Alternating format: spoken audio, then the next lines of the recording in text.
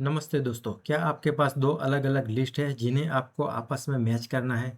लेकिन दिक्कत यह है कि दोनों लिस्ट में नाम और स्पेलिंग अलग अलग तरीके से लिखे हुए हैं। अब यहाँ पर आपको मैन्युअली एक एक नाम ढूंढने की बिल्कुल ज़रूरत नहीं है। पावर क्वेरी का फजी मैच फीचर दो अलग अलग लिस्ट को चुटकी में आपस में कंपेयर और लिंक कर सकता है। आज के इस वीडियो में हम इसे लाइव एग्जाम्पल के साथ प्रैक्टिकली सीखेंगे। तो चलिए स्क्रीन पर चलते हैं और शुरू करते हैं। मैं हूं आपका दोस्त जेके और आप देख रहे हैं डिजिटल वॉकवे। तो दोस्तों यहाँ पर मेरे पास दो अलग अलग लिस्ट हैं। यह है लिस्ट वन, जहाँ पर कस्टमर के नेम है, 50 कस्टमर है मेरे पास और यहाँ पर है अमाउंट ड्यू। उसी तरह मेरे पास यहाँ पर दूसरी लिस्ट है जहाँ पर भी सेम कस्टमर है और यहाँ पर है अमाउंट पेड। यहाँ पर प्रॉब्लम यह है कि लिस्ट वन में जो कस्टमर का नेम है उसी कस्टमर का नेम लिस्ट टू में कुछ अलग तरीके से लिखा गया है। एग्जाम्पल के लिए यहाँ पर देखिए, लिस्ट वन में पहला नाम है मिठाई मैजिक। लिस्ट टू में चलते हैं, उसी कस्टमर का नाम हम देखते हैं किस तरह से लिखा गया है। तो यहाँ पर आप देखेंगे उसी कस्टमर का नाम यहाँ पर लिखा गया हुआ है मिठाई बाइट से। और एक एग्जाम्पल देख लेते हैं। देखिए यहाँ पर है कस्टमर का नेम ढाबा एक्सप्रेस और लिस्ट टू में चल के देखते हैं इसी कस्टमर का नेम यहाँ पर कैसे लिखा गया है। तो यहाँ पर देखिए उसी कस्टमर का नेम यहाँ पर लिखा गया है ढाबा बाइट से। तो दोस्तों यहाँ पर हमारे पास कस्टमर तो सेम है लेकिन उनका नाम अलग अलग तरीके से दोनों लिस्ट में दिखा गया है। और इन दोनों लिस्ट को हमें कंपेयर करके ये जानना है कि कौन से कस्टमर ने अमाउंट ऑलरेडी पेड कर दिया है या फिर कौन से कस्टमर ने एक्सेस अमाउंट पे किया है। और ये सब कुछ हम करेंगे पावर क्वेरी की मदद से। तो यहाँ पर फिलहाल मैं अभी लिस्ट वन में हूँ और यहाँ पर हमें पावर क्वेरी को इंट्रोड्यूस करने के लिए डेटा टैब में जाना होगा। यहाँ पर फ्रॉम टेबल रेंज सिलेक्ट करें तो यहाँ पर कुछ इस तरह का डायलॉग बॉक्स ओपन हो जाएगा जहाँ पर हमें कहा जा रहा है कि हमारे पास जो डेटा है, जो रेंज है, क्या हम इसे टेबल में कन्वर्ट कर सकते हैं। तो यहाँ पर मैं माई टेबल एज हेडर को चेक मार्क करूंगा और ओके कर दूंगा। तो ये डेटा हमारा अब पावर क्वेरी एडिटर की विंडो पर चला जाएगा। अब यहाँ पर मैं ऑप्शन सिलेक्ट करूंगा क्लोज एंड लोड टू। फिलहाल हमें इन दोनों लिस्ट के बीच में सिर्फ कनेक्शन क्रिएट करना है, तो मैं ऑप्शन सिलेक्ट करूंगा ओनली क्रिएट कनेक्शन और यहाँ से मैं ओके कर दूंगा। अब यहाँ पर मैं लिस्ट टू में जाऊंगा, डेटा टैब में जाऊंगा, उसी तरह फ्रॉम टेबल रेंज को सिलेक्ट करूंगा और उसी तरह मैं यहाँ पर इस रेंज को टेबल फॉर्म में कन्वर्ट कर दूंगा। माई टेबल एज हेडर, इसे हमें सिलेक्ट ही रखना है। मैं यहाँ से ओके कर दूंगा। तो हमारा दूसरा टेबल या फिर कहे तो दूसरी लिस्ट भी पावर क्वेरी एडिटर की विंडो के ऊपर चली जाएगी। इसे हम यहाँ पर रीनेम कर देंगे। टेबल टू को हम कहेंगे अमाउंट पेड और यहाँ पर टेबल वन को हम कहेंगे अमाउंट ड्यू। अब यहाँ पर हमारे पास दोनों लिस्ट आ चुकी है, अमाउंट ड्यू और अमाउंट पेड। अब हमें यहाँ पर इन दोनों लिस्ट को कंपेयर करने के लिए हमें पावर क्वेरी का मर्ज क्वेरीज का ऑप्शन सिलेक्ट करना होगा। तो सबसे पहले मैं यहाँ पर अमाउंट ड्यू की लिस्ट को सिलेक्ट करूँगा। होम टैब में यहाँ पर ऑप्शन मिलेगा मर्ज क्वेरीज। हमें यहाँ पर एक नई क्वेरी चाहिए तो मैं ऑप्शन सिलेक्ट करूँगा मर्ज क्वेरीज ऐसे न्यू।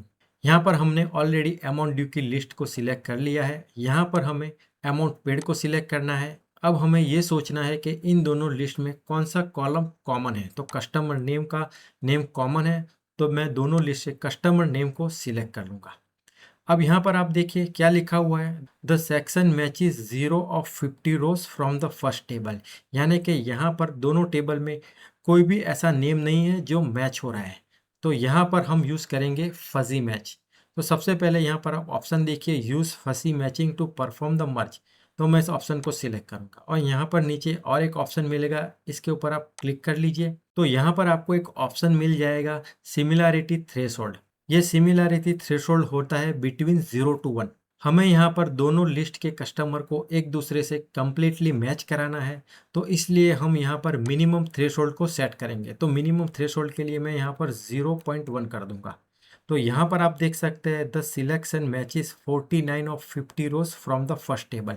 यानी कि दोनों लिस्ट के जो कस्टमर नेम है वो सभी मैच हो चुके हैं। सिर्फ एक कस्टमर मैच नहीं हुआ है जिसका नाम हम बाद में मैन्युअली मैच करा लेंगे। तो ये सब कुछ होने के बाद हम यहाँ पर ओके कर देंगे। तो यहाँ पर एक कॉलम बन के आ जाएगा। यहाँ पर आप ये ऑप्शन देख रहे हैं, दो एरो एक दूसरे के ऑपोजिट, इसे आप यहाँ पर क्लिक कर लीजिए और यहाँ पर हमें चाहिए कस्टमर नेम और अमाउंट पेड भी चाहिए। और यहाँ पर मैं इस ऑप्शन को use original column name as prefix को अनचेक कर दूंगा और यहाँ से मैं ओके करूँगा। तो और 2 कॉलम हमारे पास बन के आ चुके हैं। यह है कस्टमर नेम, दूसरी लिस्ट है, और यहाँ पर है अमाउंट पेड। इसको मैं रीनेम कर दूंगा। यहाँ पर सिर्फ अमाउंट पेड ही हम रखेंगे और यहाँ पर हम कस्टमर नेम 1 ही रखेंगे, क्योंकि अगर मैं यहाँ पर इसे कस्टमर नेम कर दूंगा तो दोनों कॉलम के नेम मैच हो जाएंगे और ये हमें पावर क्वेरी अलाउ नहीं करेंगी कि दोनों नेम एक ही कॉलम के साथ बने रहें। तो यहाँ पर हमें नेम को अलग अलग तरीके से ही लिखना होगा। अब यहाँ पर आप देख सकते हैं हमारे पास थे 50 कस्टमर, लेकिन यहाँ पर आप लिस्ट देखिए, टोटल 80 रोज की लिस्ट है। तो दोस्तों यहाँ पर कुछ नेम ऐसे हैं जो डुप्लीकेट ऐड हो चुके हैं, क्योंकि हमने यहाँ पर फजी मैच का ऑप्शन चूज किया था। तो मैं कस्टमर नेम के कॉलम को सिलेक्ट करूंगा, राइट क्लिक करूंगा और यहाँ से मैं ऑप्शन सिलेक्ट करूंगा रिमूव डुप्लीकेट्स। तो अब यहाँ पर आप देखिए हमारे पास जो 50 कस्टमर थे, इसकी लिस्ट यहाँ पर आप देख सकते हैं, सिर्फ 50 कस्टमर अब रह चुके हैं। अब हमें यहाँ पर इस डेटा को एक्सेल में लेके जाना है। तो इसके लिए ऑप्शन है close and load, option select करें क्लोज एंड लोड। तो ये डेटा हमारा अब एक्सेल में चला जाएगा। यहाँ पर मर्ज 1 नाम से एक सीट ऐड हो चुकी है।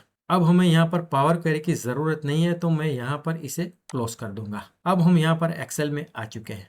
इस सीट को मैं यहाँ पर लास्ट में ड्रैग कर लूंगा। अब यहाँ पर आप देखिए, यह है लिस्ट 1 की कस्टमर नेम, यह है लिस्ट 2 की कस्टमर नेम, यह है अमाउंट ड्यू और यह है अमाउंट पेड।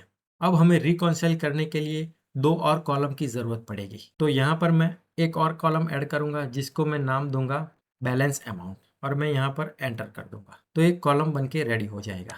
यहाँ पर हमें एक छोटा सा फॉर्मूला लगाना है। इज इक्वल टू करके यहाँ पर अमाउंट पेड को सिलेक्ट करें, माइनस करके अमाउंट ड्यू को सिलेक्ट करें और एंटर कर दीजिए। तो यहाँ पर आप देख सकते हैं जिन कस्टमर ने ऑलरेडी पेड कर दिया है उसकी वैल्यू यहाँ पर पॉजिटिव में होगी, और जिस कस्टमर ने अमाउंट पेड नहीं किया है उनकी वैल्यूज यहाँ पर नेगेटिव में होगी, मतलब कि उस कस्टमर का पेमेंट अभी भी पेंडिंग है। और जो पॉजिटिव वैल्यू है उसका मतलब ये है कि कस्टमर ने पेमेंट तो कर दिया है, लेकिन कस्टमर ने एडवांस पेमेंट भी किया है नेक्स्ट ऑर्डर के लिए।